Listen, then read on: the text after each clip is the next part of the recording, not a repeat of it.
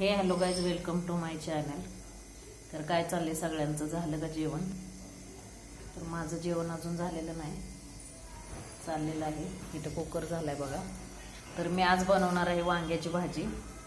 तर हे असे अख्खे वांगे आहेत. तर ह्याला स्वच्छ धुवून मीठ टाकून बघा तुम्ही चिरून घेतलेले, आत्ताच आणलेले आहेत जस्ट. आणि जास्त नाही, थोडीशीच भाजी बनवणार आहे. वांग्याचे फक्त असे काप केलेत, पण वांगे असे अख्खीच सोडणार आहे.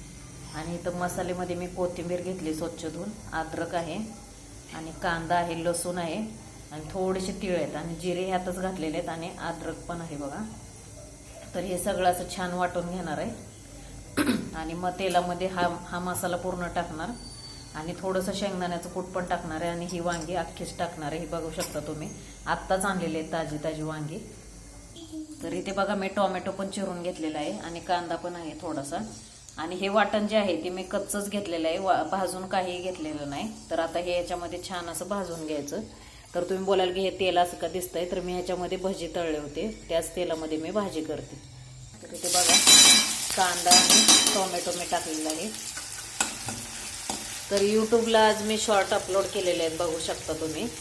तर शिवाजी महाराजांचं शिवजयंती उद्या आहे, त्यामुळे मी व्हिडिओ अपलोड केलेले आहेत दिव्यांकाचे. तर तुम्ही जाऊन नक्की चेकआउट करा. तिथे कसे वाटतात कमेंटमध्ये नक्की सांगा. तर बघा इथे आता मी तेलामध्ये हा मसाला टाकलेला आहे.